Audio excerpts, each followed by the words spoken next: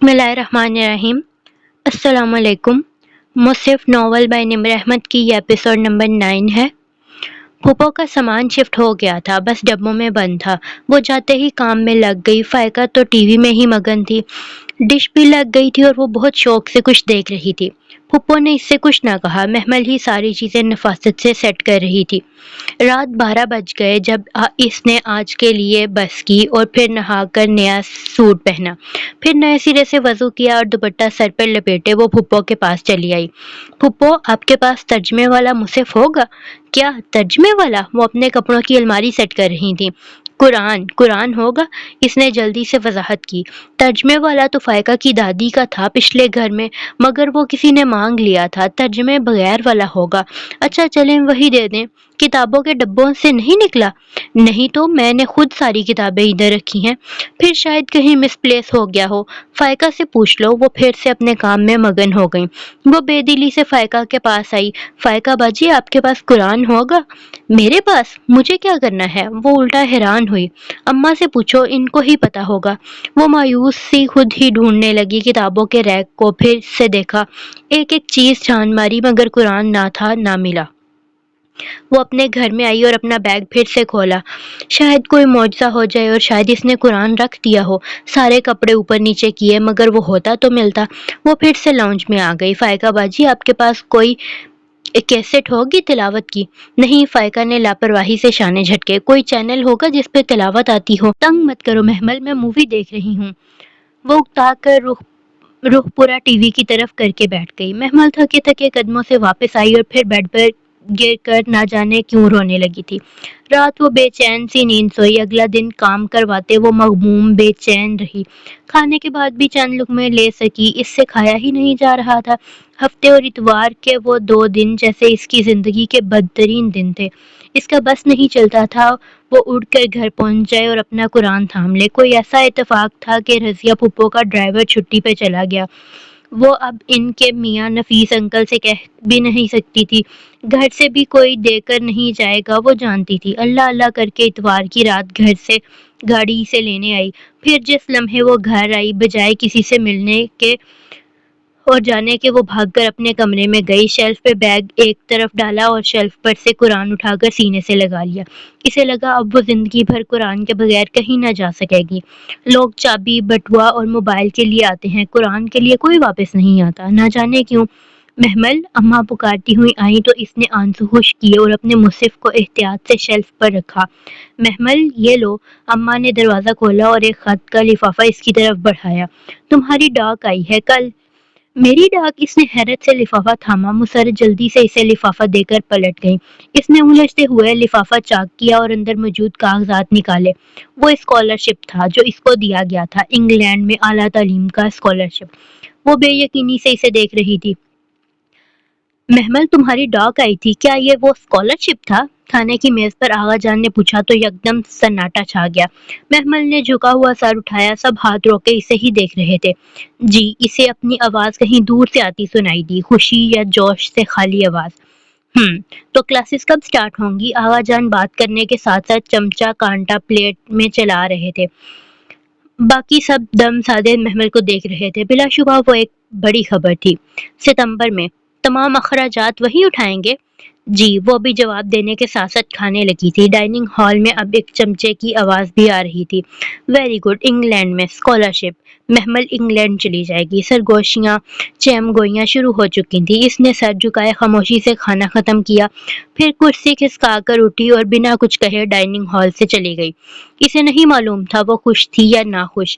اسے ایک نئی زندگی گزارنے کا موقع مل رہا تھا، اسے خوش ہونا چاہیے، لیکن پھر یہ ناخوشی، دل ڈوبنے کا یہ احساس، شاید یہ اس لیے تھا۔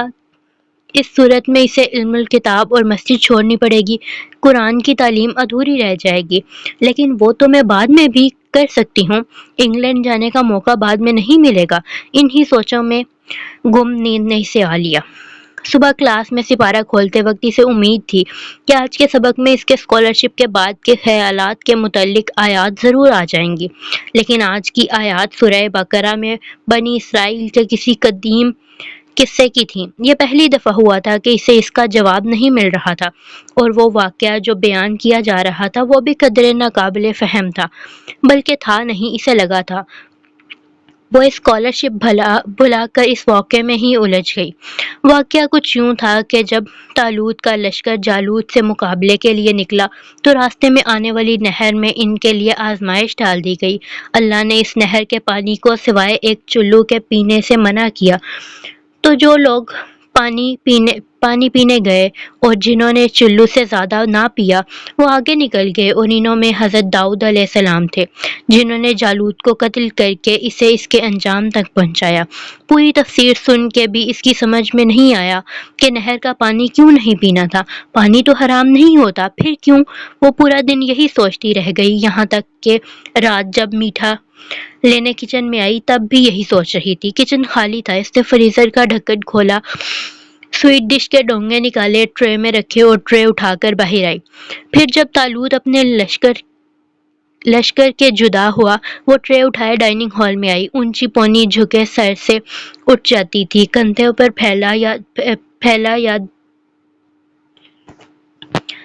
پر پھیلایا دوپٹہ اور شفاف چہرے پر سنجیدگی لیے اس نے ٹرے ٹیبل پر رکھی۔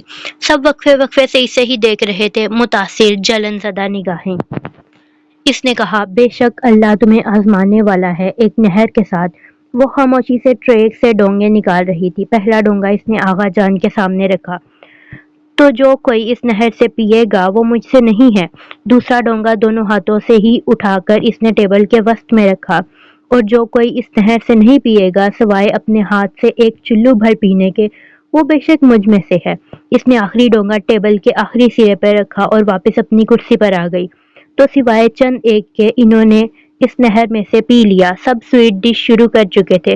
شیشے کے پیالوں اور چمچوں کی آوازیں وقفے سے آ رہی تھیں۔ ان آوازوں کے درمیان وہ مدھم نرم آواز بھی اس کے کانوں میں گونج رہی تھی، اور وہ تو ابھی دور کہیں اس آواز میں کھوئی ہوئی تھی۔ تو سوائے چند ایک کے انہوں نے اس میں سے پی لیا۔ اس نے پیالہ آگے کیا اور تھوڑی سی کھیر اپنے پیالے میں ڈالی۔ تو سوائے چند ایک کے انہوں نے اس میں سے پی لیا۔ وہ اب آہستہ آہستہ چھوٹے چھوٹے چمچ لے رہی تھی۔ تو تمہیں کب تک جانا ہوگا بہمل؟ آغا جان نے پوچھا تو یکدم پھر سے ہال میں سناٹا چھا گیا۔ چمچوں کی آواز رک گئی، بہت سی گردنیں اس کی طرف مڑیں۔ اس نے سر اٹھایا، سب اس کی طرف متوجہ تھے۔ اگست کے اینڈ تک، یعنی تم ستمبر سے پہلے تک نہیں ہوگی؟ نہیں، کیا مطلب؟ آغا جان چونکے۔ میں نہیں جا رہی۔ اس نے چمچ واپس پیالے میں رکھا اور نیپکن سے لب صاف کرنے لگی۔ کیا مطلب؟ تم اتنا بڑا اسکالرشپ چھوڑ دو گی؟ فضا چچی نے تحیر سے کہا۔ میں چھوڑ چکی ہوں۔ مگر کیوں؟ وہ نیپکن ایک طرف رکھ کر کھڑی ہوئی۔ کیونکہ ہر جگہ رکنے کے لیے نہیں ہوتی۔ اگر میں نے اس نہر سے پانی پی لیا تو میں ساری زندگی بیٹھی رہ جاؤں گی، اور طالوت کا لشکر دور نکل جائے گا۔ بعض حلال چیزیں کسی خاص وقت میں حرام ہو جاتی ہیں۔ اگر اس وقت آپ اپنے نفس کو ترجیح دیں تو خیر کا کام کرنے والے لوگ دور نکل جاتے ہیں۔ میں نہر پر ساری عمر بیٹھی نہیں رہنا چاہتی۔ مجھے وہ داؤد بننا ہے جو جالوت کو مار سکے۔ وہ سوچ کر رہ گئی اور کہا، تو بس اتنا؟ مجھے بھی قرآن پڑھنا ہے، اور تیز تیز قدم اٹھاتی باہر نکل گئی۔ شام کی ٹھنڈی ہوا اپنے لے پر بہہ رہی تھی۔ وہ ٹیرس پر کرسی ڈالے دور آسمان کو دیکھ رہی تھی جہاں شام کے پرندے اپنے گھروں کو اڑتے جا رہے تھے۔ ٹیرس سے سامنے والوں کا گھر نظر آتا تھا، انہی بریگیڈیئر صاحب کا گھر جن کی قرآن خوانی اس نے ایک دن دیکھی تھی۔ قرآن کو بھی پتہ نہیں کیا کیا ہم لوگوں نے بنا دیا ہے۔ اس نے کسی خیال کے تحت کپ سائڈ پر رکھا اور اٹھی۔ ابھی مڑی ہی تھی کہ سامنے فواد کا چہرہ دکھائی دیا۔ وہ گھبرا کر ایک قدم پیچھے ہٹی۔ وہ اندر کھلنے والے دروازے میں کھڑا تھا، سینے پر ہاتھ باندھے، لب بھینجے اسے دیکھ رہا تھا۔ تم مجھ سے کتراتی پھر رہی ہو، حالانکہ جانتی ہو میرا قصور نہیں ہے۔ وہ چپ رہی۔ کل دوپہر 3 بجے میں تمہارا ٹاپ پر انتظار کروں گا، مجھے تم سے ضروری بات کرنی ہے۔ آئی ہوپ کہ تم ضرور میری بات سننے آؤ گی۔ وہ کہہ کر ایک طرف ہو گیا۔ محمل کا راستہ کھل گیا۔ وہ بنا اسے دیکھے تیزی سے دہلیز پار کر گئی۔ ایک قسم تھی جو اس نے کھا لی تھی، وہ اسے توڑ نہیں سکتی تھی۔ وہ اس لمحے سیڑھیاں اترتے اسے محسوس ہوا کہ شاید وہ اس قسم کے بوجھ سے اب نجات چاہتی ہے۔ اب اس سے وہ قسم نبھانی نبھائی نہیں جا رہی۔ بس اگر ایک دفعہ وہ فواد سے باہر مل لے تو کیا ہو جائے گا؟ بس ایک دفعہ، کل دوپہر 3 بجے۔ نہیں، میں قسم نہیں توڑوں گی۔ اس نے گھبرا کر سر جھٹکا۔ اس کے اندر کی سوچیں اسے وحشت زدہ کرنے لگی تھیں۔ پھر اسے یاد آیا وہ ٹیرس سے بھلا کیوں نیچے آنے لگی تھی، اور ہاں وہ قرآن خوانی والا گھر۔ وہ کچھ سوچ کے گھر سے باہر آئی۔ ساتھ والا بنگلہ بیلوں سے ڈھکا خوبصورت بنگلہ تھا۔ اس نے گیٹ کے ساتھ نصب بیل پر ہاتھ رکھا، دوپٹہ شال کی طرح کندھے کے گرد لپیٹے، اونچی کسی ہوئی پونی ٹیل ادھر ادھر جھلاتی وہ ارد گرد کا جائزہ لے رہی تھی۔ قدموں کی چاپ سنائی دی اور پھر گیٹ کھولا۔ اسی ملازم کی شکل نظر آئی۔ جی، بریگیڈیئر صاحب گھر پر ہیں؟ نہیں، آپ کون؟ میں محمل ابراہیم ہوں، ساتھ والے گھر میں رہتی ہوں، آغا ہاؤس پہ۔ یہ کچھ پمفلٹس ہیں، بریگیڈیئر صاحب کو دے دینا، وہ پڑھ کر مجھے واپس کر دیں۔ میں ان سے واپس لینے ضرور آؤں گی۔ یہ ذمہ داری میں تمہیں دے رہی ہوں، اور ذمہ داری امانت ہوتی ہے۔ اگر امانت میں خیانت کی تو پلِ صراط پار نہیں کر پاؤ گے۔ چند پمفلٹ اور کارڈ اسے تھما کر اس نے تنبیہ کی تو ملازم نے گھبرا کر اچھا جی کہہ کر سر اندر کر لیا۔ وہ شام، وہ رات اور اگلی صبح بہت کٹھن تھی۔ وہ لمحے بھر کو بھی نہ سو سکی۔ ساری رات بستر پر کروٹیں بدلتے گزری۔ مستقبل بہت سے اندیشوں میں لپٹا ہوا نظر آ رہا تھا۔ وہ کیا کرے، کس سے مشورہ کرے، کس سے پوچھے؟ اور جواب تو اسے سوچنے کی ضرورت ہی نہ تھی۔ جب صبح کے قریب اس نے قسم توڑنے کا سوچا تو بستر سے نکلی اور معاملہ اللہ پر چھوڑنے کا فیصلہ کیا۔ کل ان کی کلاس میں سورہ بقرہ ختم ہوئی تھی اور آج آل عمران شروع ہونا تھی۔ غالباً پہلی 11 آیات پڑھنی تھیں۔ اسے پکا یقین تھا کہ کوئی حل آج کے سبق میں موجود ہوگا، سو اس نے آج کی آیات کھولیں۔ پھر ان تمام آیات کو اس نے 2-3 دفعہ پڑھا۔ دل میں عجیب سی بے چینی پیدا ہوئی۔ وہاں کوئی ذکر نہ تھا، نہ قسم کا، نہ قسم توڑنے کے کفارے کا۔ کفارہ؟ وہ چونکی۔ تو کیا میں قسم توڑنا چاہتی ہوں؟ ہاں، دل نے واضح جواب دیا۔ تو اس نے خود سے نگاہیں چرا کر مصحف بند کر دیا اور اوپر رکھ دیا۔ فرشتے ایک فائل پر سرسری نگاہ ڈالتے کوریڈور سے گزر رہی تھی جب وہ پھولی سانس کے تقریباً دوڑتی ہوئی اس کے سامنے آئی۔ فرشتے، مجھے آپ سے کچھ پوچھنا ہے۔ فائل کے صفحے کا کنارہ فرشتے کی انگلیوں میں تھا۔ اس نے سر اٹھایا۔ السلام علیکم، کیا بات ہے؟ وعلیکم السلام۔ وہ پھولی سانسوں کے درمیان تیز تیز بول رہی تھی۔ وہ ایک فتویٰ لینا ہے۔ میں مفتی نہیں ہوں، مگر بس ایک فقہی مسئلہ ہے۔ ضرور پوچھنا، مگر آج کی تفسیر سن لو، اس میں ہے تمہارا مسئلہ۔ محمل کو جھٹکا لگا۔ آپ کو میرے مسئلے کا کیسے پتا؟ ارے نہیں، مجھے تو آج کی آیات کا بھی نہیں پتا۔ میڈم مصباح لیتی ہیں نا آج کل آپ کی کلاسز۔ پھر آپ کو کیسے پتا؟ کیونکہ یہی ہمیشہ ہوتا ہے۔ تفسیر کا ویٹ کر لو، تمہارا مسئلہ کلیئر کٹ لفظوں میں آ جائے گا۔ اس نے فائل کا صفحہ پلٹا اور سرسری سا اوپر نیچے دیکھنے لگی۔ مگر میں نے آج کی آیات پڑھ لی ہیں، ان میں میرا مسئلہ نہیں ہے، مجھے پتا ہے۔ صبر لڑکی، علم صبر کے ساتھ آتا ہے۔ تفسیر کے بعد پوچھ لینا، مگر اس کی یقیناً نوبت نہیں آئے گی۔ وہ ہلکا سا اس کا گال تھپتھپاتی فائل دیکھتی آگے بڑھ گئی۔ محمل نے اپنے گال کو چھوا اور پھر سر جھٹک کر آگے بڑھ گئی۔ یہ کبھی نہیں ہوا وہ جو سوچے وہ قرآن میں لکھا ہوا نہ ہو۔ لوگ اس کی بات نہیں سنتے تھے تو توجہ نہیں کرتے، اگر توجہ نہ بھی کرتے تو سمجھتے نہیں تھے۔ وہ ایک قرآن تھا، اسے کہنا بھی نہیں پڑتا، اور وہ دل کی بات دھیان سے سنتا، توجہ کرتا، سمجھتا اور پھر دانائی اور حکمت کے ساتھ اسے سمجھاتا تھا۔ وہ اس جیسا کوئی نہ سمجھاتا تھا۔ مگر اسے لگا آج کی آیات میں ایسی کوئی بات نہیں تھی جو اس کے متعلق ہو۔ بہت بے دلی سے اور رنج سے اس نے سپارہ کھولا۔ وہ سفید چادر پر دوزانوں ہو کر بیٹھی تھی۔ سامنے ڈیسک پر سپارہ کھلا تھا، ایک طرف رجسٹر تھا، اس کی طرف جھکی وہ تیزی سے لکھ رہی تھی۔ محکمات وہ آیات تھیں جن کا مطلب ہم سمجھتے ہیں، مثلاً احکامات، اس دنیا کی باتیں، دنیا کے کسی باغ کی مثال، تاریخی واقعات، متشابہات اور آیات تھیں جو ہم تصور کر سکتے ہیں۔ ان پر ایمان بالغیب لانا ضروری ہے، مثلاً جنت، دوزخ، اللہ کا ہاتھ، فرشتوں کی ہیئت۔ مشابہات کے پیچھے نہیں پڑنا چاہیے، اور جو پڑھے اس سے دور رہنا چاہیے۔ میڈم مصباح یہی سمجھا رہی تھی۔ سست روی سے وہ تمام پوائنٹ رجسٹر پر لکھ رہی تھی۔ متشابہات پر ایمان بالغیب ایسا ہونا چاہیے جیسے میڈم کی آواز ہال میں گونج رہی تھی، جیسے اگلی آیات میں ذکر ہے، راسخون فی العلم ان پر ایمان لاتے ہیں۔ اب یہ راسخون فی العلم کون ہوتے ہیں؟ ایک ہوتا ہے طالب علم، ایک صاحب علم اور ایک بڑا درجہ راسخ علم والے کو ہوتا ہے۔ یہ کون لوگ ہوتے ہیں؟ ان کے بارے میں نبی صلی اللہ علیہ وآلہ وسلم سے پوچھا گیا کہ راسخون فی العلم کون ہوتے ہیں، تو آپ صلی اللہ علیہ وآلہ وسلم نے فرمایا وہ جو قسم پوری کرتے ہیں۔ محمل کے ہاتھ سے پین گر پڑا، سیاہی کے چند چھینٹے چادر کو بھگو گئے۔ میڈم آگے بھی کہہ رہی تھی، جن کے دل مستقیم ہوں، مگر وہ یک ٹک پھٹی پھٹی نگاہ آنکھوں سے سپارے پر لگے راسخون فی العلم کے الفاظ کو دیکھ رہی تھی۔ ایک ہی تکرار اس کے کانوں میں گونجے جا رہی تھی، وہ جو قسم پوری کرتے ہیں۔ وہ بس سکتہ کی کیفیت میں سپارے کو دیکھے جا رہی تھی۔ راسخون فی العلم، سپارے کے الفاظ دھندلا گئے، اس کی آنکھوں سے ٹپ ٹپ آنسو گرنے لگے تھے۔ صدیوں پہلے عرب کے صحراؤں میں کچھ لوگوں نے رسول صلی اللہ علیہ وآلہ وسلم سے پوچھا تھا کہ پختہ علم والے کون ہوتے ہیں، اور تب انہوں نے بتایا تھا کہ وہ جو قسم پوری کرتے ہیں۔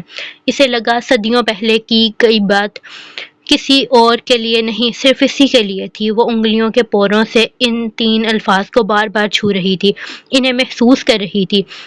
آنسو اس کی گالوں پر لڑک کر گردن پر پھسل رہے تھے۔ ہم نے سنا اور ہم نے اطاعت کی، اس نے ہتھیار ڈھال دیے تھے۔ قسم کھانا ناپسندیدہ تھا، مگر اب وہ اسے ہمیشہ نبھانی تھی، اور جانتی تھی کہ یہی اس کے لیے بہتر ہے۔ اس روز وہ 3 بجے سے پہلے ہی گھر آ گئی تھی۔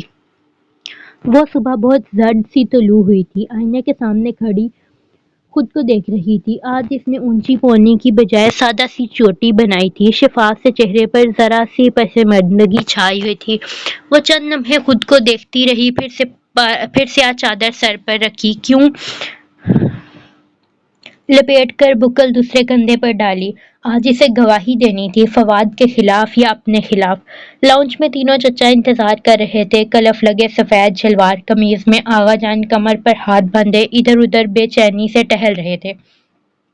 اسے راہداری سے آتے دیکھا تو رک گئے۔ چلیں، وہ سپاٹ چہرہ لیے ان کو دیکھے بغیر دروازے کی طرف بڑھی اور اسے کھول کر باہر نکلی۔ وہ سب اکٹھے باہر نکلے۔ گیٹ کھلا، یکے بعد دیگرے دونوں گاڑیاں پورچ سے باہر سڑک پر رواں تھیں۔ اس اونچے گھر کی بہت سی کھڑکیوں سے بہت سی عورتیں انہیں جاتا دیکھ رہی تھیں۔ گاڑیاں گم ہو گئیں تو لڑکیوں نے پردے چھوڑ دیے۔ زرد سی راہداری میں وہ سمٹائی نگاہیں نیچے کی آغا جان کے ساتھ ساتھ چل رہی تھی۔ ادھر ادھر پولیس والے اور وکلاء اور کتنے ہی لوگ گزر رہے تھے۔ بہت وحشت ناک جگہ تھی۔ اس نے سر نہیں اٹھایا جا رہا تھا، بس لمحے بھر کو اس نے چہرہ اوپر کیا تو کوریڈور کے اختتام پہ وہ کھڑا تھا، اپنے کسی سپاہی کو اکھڑتے تیور لیے غصے سے کچھ کہتا، یونیفارم میں ملبوس، سر پہ کیپ۔ وہ بہت وجیح تھا، اور زندگی میں پہلی دفعہ محمل کو اس پہ غصہ نہیں آیا تھا۔ اس سے تمام لوگوں میں ایک وہی اپنا ہمدرد لگا تھا۔ اس نے نگاہیں جھکا لیں، کوریڈور کے موڑ کے قریب ہی تھی جب ہمایوں کی نگاہ اس پر پڑی۔ وہ ٹھہر گیا۔ آغا کریم کے بائیں کندھے کے پیچھے چھپی ہوئی، گردن جھکائے سیاہ چادر میں لپٹی لڑکی، جس کے چہرے پہ زمانوں کی تھکن رقم تھی، اس نے سر نہیں اٹھایا۔ وہ اسے دیکھتا رہا، یہاں تک کہ وہ اس کے قریب سے سر جھکائے گزر گئی۔ ہاں، آغا کریم نے ایک متنفر نگاہ اس پر ضرور ڈالی تھی۔ وہ اب گردن موڑ کر اسے دیکھنے لگا۔ شاید وہ اس کی آنکھیں دیکھنا چاہتا تھا، انہیں پڑھنا چاہتا تھا۔ کوریڈور کے درمیان میں اچانک اس سیاہ چادر والی لڑکی نے گردن پیچھے موڑی۔ دونوں کی نگاہیں لمحے بھر کو ملیں۔ محمل کی آنکھوں میں زمانے بھر کی تھکن اور دکھ تھا۔ پھر اس نے چہرہ موڑ لیا اور اسی طرح سر جھکائے اپنے چچاؤں کے ترغے میں آگے چلی گئی۔ کمرہ عدالت میں وہ قطار کے بائیں نشست پر سب سے آخر میں بیٹھی تھی۔ آغا جان اس کے دائیں طرف تھے، اس کے بائیں طرف کچھ نہ تھا، قطار خالی تھی۔ وہ سر جھکائے ساری کارروائی سنتی رہی، اس سے نظر تک نہ اٹھائی جاتی تھی، یوں جیسے ہر کوئی اسے ہی دیکھ رہا ہو۔ اور پھر ایک سماعت کو اس نے جیسے ہی سر اٹھایا اور دوسرے سٹینڈ میں بیٹھا گردن ترچھی کیے اسے ہی دیکھ رہا تھا۔ وہ دونوں ایک دوسرے کو دیکھتے رہے۔ ہمایوں کی نگاہوں میں سوال تھے، چبھتے ہوئے، پریشان کن سوال۔ اس سے زیادہ دیر دیکھا نہیں گیا۔ وہ گردن موڑ کر آغا جان کو دیکھنے لگی، جو لب بھینجے اور وکلاء کے دلائل سن رہے تھے۔ نگاہوں کے ارتکاز پر چونک کر محمل کو دیکھا۔ کیا وہ جس طرح انہیں دیکھ رہی تھی وہ ذرا سے الجھے۔ جائیداد میں میرا حصہ مجھے مل جائے گا؟ اس نے سرگوشی کی، نگاہیں ان پر سے ہٹائے بغیر۔ ہاں، کیوں نہیں؟ یہی اگر میں پوچھتی کہ کیوں نہیں تو کیا مطلب، میں ابھی جا کر ہمایوں داؤد کے خلاف بیان دوں تو کیا گارنٹی ہے کہ آپ مکر نہیں جائیں گے؟ تمہیں مجھ پر شک ہے؟ اگر ہے تو آغا جان کے ماتھے پر غصے کی لکیر ابھری، جیسے وہ سب کر گئے۔ تم اب کیا کہنا چاہتی ہو؟ اس نے کالی چادر میں سے بیگ نکالا، زپ کھولی اور ایک کاغذ اور پین نکال کر ان کی طرف بڑھائے۔ میری صرف فیکٹری میں شیئر کی قیمت 9 کروڑ کے لگ بھگ ہے، باقی کا حساب میں ابھی نہیں مانگ رہی۔ یہ آپ کی چیک بک کا چیک ہے، رقم میں نے بھر دی ہے، آپ سائن کر دیں۔ اس نے پین ان کے سامنے کیا، وہ کبھی اس کو دیکھتے کبھی پین کو۔ آغا جان، محمل بچی نہیں ہے، آپ مجھ سے میری آخرت خرید رہے ہیں۔ اگر میں نے جھوٹی گواہی دی تو پل پار کرنے سے پہلے ہی گر جاؤں گی۔ اگر گرنا ہے تو کچھ ویٹ تو ہونا چاہیے نا، آپ یہ سائن کریں، میں ابھی جا کر جھوٹی گواہی دیتی ہوں۔ اس نے پین اور چیک ان کے ہاتھ پر رکھا۔ اس حال میں کوئی میرے اشارے کا منتظر ہے، میں چیک سائن کروا کر بھی اسے بینک بھیجتی ہوں۔ جیسے ہی چیک کیش ہوگا وہ مجھے سگنل کرے گا، تب میں گواہی دے دوں گی، ورنہ نہیں۔ انہوں نے چیک کو ایک نظر دیکھا اور پھر پین کو۔ دوسری طرف محمل کا نام پکارا گیا۔ وہ انہیں متنبہ نگاہوں سے دیکھتی اٹھی اور سر اٹھائے پورے اعتماد سے کٹہرے کی طرف بڑھی۔ آغا کریم کبھی چیک کو دیکھتے کبھی اسے جو کٹہرے میں کھڑی تھی، اور اس کے سامنے غلاف میں لپٹا قرآن لایا گیا تھا۔ وہ نگاہیں ان پر جمائے پلک جھپکے بغیر قرآن پہ ہاتھ رکھ کر چند فقرے دہرا رہی تھی۔ انہوں نے آخری بار چیک کو دیکھا اور پھر طیش میں آ کر اسے مروڑ کر 2 ٹکڑے کیے۔ محمل تلخی سے مسکرائی، سر جھٹکا اور وکیل کی طرف متوجہ ہوئی۔ وہ اس سے کچھ پوچھ رہا تھا۔ فواد کی ضمانت منسوخ ہو گئی۔ اس کے خلاف ثبوت بہت سے تھے۔ وہ واپس جیل بھیج دیا گیا۔ واپسی کا سفر بہت خاموشی سے کٹا۔ آغا جان کی لینڈ کروز کی پچھلی سیٹ پر بیٹھی وہ بہت خاموشی سے سارا راستہ باہر دیکھتی آئی تھی۔ جب گاڑی پورچ میں رکی تو سب سے پہلے اتری۔ لان میں بہت سی عورتیں ان کی طرف بڑھی تھیں۔ کیا ہوا؟ وہ کسی کو دیکھے بغیر تیزی سے اندر چلی گئی۔ اس احسان فراموش لڑکی نے فواد کے خلاف گواہی دے دی۔ ذلیل نہ ہو تو، مگر فکر کی بات نہیں ہے، وہ جلد باہر آ جائے گا، کیس اتنا مضبوط نہیں ہے۔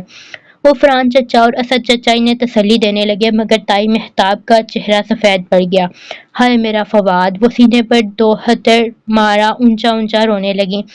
روتے روتے وہ لڑکنے کو تھیں کہ فضا اور نائمہ نے بڑھ کر انہیں سہارا دیا۔ پل بھر میں لان میں کہرام مچ گیا۔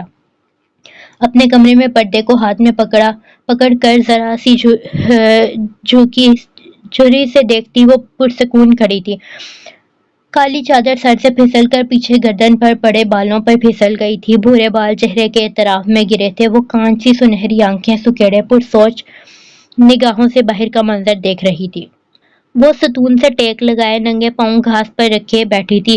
جوتے ساتھ اترے پڑے تھے۔ سفید شلوار قمیض میں سر پر پنک سکارف کس کر باندھے وہ گردن جھکائے دونوں ہاتھوں میں چھوٹا قرآن لیے پڑھ رہی تھی۔ اسے سورہ کہف پڑھنی تھی۔ آج جمعہ تھا۔ السلام علیکم۔ سارا آہستہ سے آئی اور اس کے ساتھ پاؤں لٹکا کر سیڑھی پر بیٹھی۔ اس نے صفحے کا کنارہ پکڑے سر کے اثبات سے جواب دیا اور صفحہ پلٹا۔ رابعہ اپنی گود میں رکھی اسائنمنٹ کمپلیٹ حل کرنے لگی۔ گیٹ کے قریب فرشتے کھڑی ایک لڑکی سے بات کر رہی تھی۔ وہ لڑکی منمناتے ہوئے کچھ کہہ رہی تھی، مگر فرشتے نفی میں سر ہلا رہی تھی۔ اس کا ازلی پر اعتماد مضبوط اور ٹوک ٹوک مگر نرم انداز۔ کیا کر رہی ہو سارا؟ فرشتے بازی کی اسائنمنٹ کر رہی ہوں۔ فرشتے بازی نے دی ہے، الجھ کر سر اٹھایا۔ یہ دین اور مذہب میں کیا فرق ہوتا ہے؟ دین ریلیجن کو کہتے ہیں، جیسے اسلام، اور مذہب کسی بھی دین کے کسی اسکول آف تھاٹ کو کہتے ہیں۔ مسلک کسی دین مذہب کے اندر کسی طریقے کا نام ہوتا ہے، مثلاً فقہی مسالک جیسا کہ شافعی، حنفی وغیرہ۔ آئی سمجھ؟ تمہارا فہم اچھا ہے محمل، فرشتے نے سمجھایا تھا اس دن۔ اس نے ذرا سی گردن موڑی۔ فرشتے اسی طرح اس سے بات کر رہی تھی۔ سارا بھی اس کی نگاہوں کے تعاقب میں دیکھنے لگی۔ فرشتے کی آنکھیں بہت پسند ہیں۔ محمل کے لبوں سے پھسلا، ہاں بہت مشابہت ہے۔ آئی نو۔ وہ بری طرح چونکی۔ مشابہت؟ وہ ایک دم بہت پرجوش ہو کر اس کی طرف مڑی۔ مشابہت ہے نا سارا؟ مجھے ہمیشہ فرشتے کی آنکھیں دیکھ کر لگا ہے کہ یہ کسی سے ملتی ہیں۔ تو تمہیں نہیں پتا؟ رابعہ حیران ہوئی۔ کیا ان کے کزن سے؟ کزن کون؟ چھوڑو تم بتاؤ کس سے ملتی ہیں؟ رابعہ کچھ دیر حیرت سے اسے دیکھتی رہی، پھر ہنس پڑی۔ تم سے ملتی ہیں محمل؟ بالکل تمہارے جیسی ہیں۔ کیا تم آئینہ نہیں دیکھتی؟ مجھ سے محمل ساکت رہ گئی. اپنا چہرہ ہر وقت نگاہوں کے سامنے نہیں رہتا، شاید اس لیے وہ اتنے عرصے میں اندازہ نہ کر سکی تھی. اس لڑکی کی کسی بات پر فرشتے ذرا سا مسکرائی. اس کی آنکھیں مسکراتے ہوئے کناروں سے ذرا سی چھوٹی ہو جاتی، بالکل اس کی اپنی طرح ہو بہو. وہ پلک جھپکے بنا اسے دیکھے گئی. وہ میڈ گراؤنڈ سے ٹیک لگائے گھٹنوں پر کتاب رکھے سوچ میں گم تھی. بھورے بال کبھی شانوں پر گرے تھے. مسرت اندر داخل ہوئی تو وہ اسی طرح حرا میں گھور رہی تھی. آہٹ پر چونکی. اماں بات سنیں. ہاں بولو. مسرت الماری کھول کر کچھ تلاش کر رہی تھی. آپ ماموں لوگوں سے پھر کبھی نہیں ملی؟ نہیں. ان کے ہاتھ لمحے بھر کو رکے، پھر دوبارہ کپڑے الٹ پلٹ کرنے لگیں. ماموں کی ایک ہی بیٹی ہے نا؟ ہاں شاید. اس کا کیا نام ہے؟ پتہ نہیں، وہ میری شادی کے بعد ہوئی تھی. وہ مطلوبہ کپڑا نکال کر کھلے دروازے سے باہر چلی گئی، اور وہ جانتی تھی کہ اماں شادی کے بعد ماموں سے کبھی نہیں ملی تھی، اور نہ ہی وہ خود ملی تھی. اس نے تو ان کو دیکھا تک نہیں تھا. اماں اور ابا کی پسند کی شادی تھی، اور اماں کے خاندان والوں نے پھر کبھی کوئی رابطہ نہ رکھا تھا. آج فرشتے کی آنکھیں دیکھ کر اسے یوں نہیں کچھ لگا تھا شاید، مگر خیر ہم نے فیصلہ کر دیا ہے. باہر تائی کے زور سے بولنے کی آواز پہ یکدم اس کا دل دھڑکا. وہ کتاب بند کیے لحاف اتار کر تیزی سے ننگے پاؤں باہر آئی. اس نے دروازہ کھول کر دیکھا. آغا جان اور تائی مہتاب بڑے صوفے پر روحانیت بھرے انداز میں بیٹھے تھے، اور مسرت ان کے سامنے جیسے بے بسی کھڑی تھی. دروازہ کھولنے کی آواز پہ مسرت نے اسے دیکھا. بے بسی، آنکھوں میں آنسو. اپنی بیٹی کو بھی بتا دینا. تائی نے ایک تنافر بھری نگاہ اس پر ڈالی. ہم اس کو بہو بنا رہے ہیں. ہمارا احسان ساری زندگی بھی تم دونوں چاہو تو نہیں اتار سکتی. وہ جہاں تھی وہیں کھڑی رہ گئی. تو کیا فواد واقعی جیل سے باہر آ جائے گا؟ مگر بھابھی، مسرت کی آنسوؤں میں ڈوبی آواز آئی، محمل کبھی نہیں مانے گی وسیم کے لیے. وسیم؟ وہ جھٹکے سے 2 قدم پیچھے ہٹی. اور چند دنوں پرانی ہی تو بات ہے جب فریدہ پھپھو نے گھر آ کر خوب مزے لے کر وسیم کی آنکھوں دیکھے قصے سنائے تھے.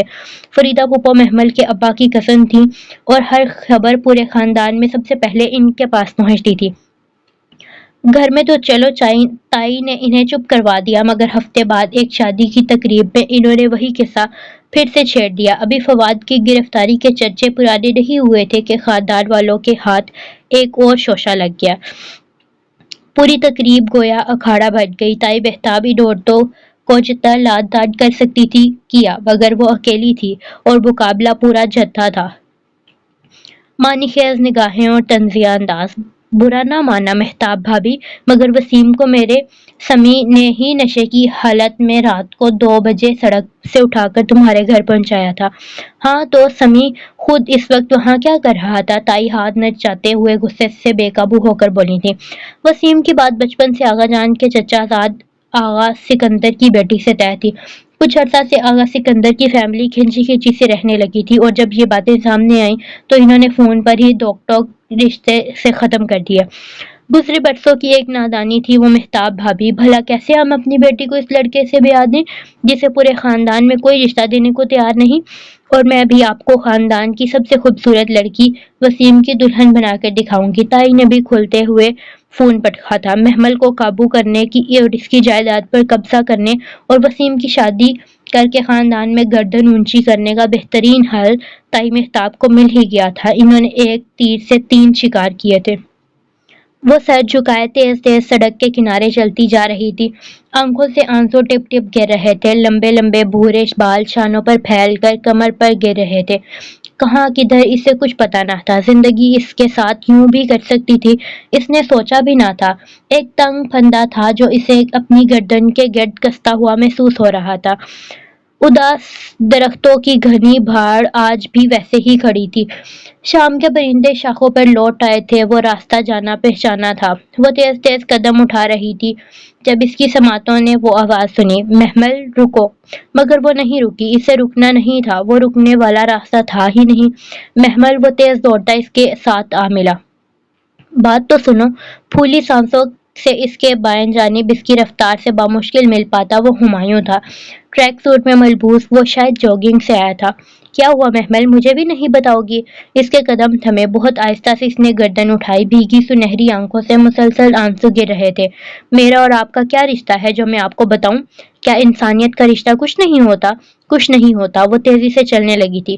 مگر ہوا کیا ہے؟ میری تائی نے میرا رشتہ اپنے آوارہ بیٹے سے طے کر دیا ہے۔ تو تم رو کیوں رہی ہو؟ پھر کیا خوشی مناؤں؟ وہ پوری اس کی طرف گھومی، غصہ بہت شدت سے ابلا تھا۔ یہی شخص تھا اس کی ہر مشکل کا ذمہ دار۔ ٹھیک ہے، تم صاف انکار کر دو، کچھ اور کر لو، لیکن اگر یوں ہی اپنے آپ پر ظلم سہتی روتی رہو گی تو گٹ گٹ کر مر جاؤ گی۔ اس نے بھیگی آنکھوں سے ہمایوں کا چہرہ دیکھا، مغرور مگر فکر مند چہرہ۔ میں مروں یا جیوں آپ کو کیا فرق پڑتا ہے؟ اس کے انداز پر چند لمحے لب بھینجے خاموش کھڑا رہا، پھر گہری سانس اندر کو کھینچی۔ ہاں، مجھے نہیں فرق پڑتا، اور واپس پلٹ گیا۔ محمل نے استہزائیہ سر جھٹکا۔ آپ وہی ہیں نا بیچ راہ میں چھوڑنے والے؟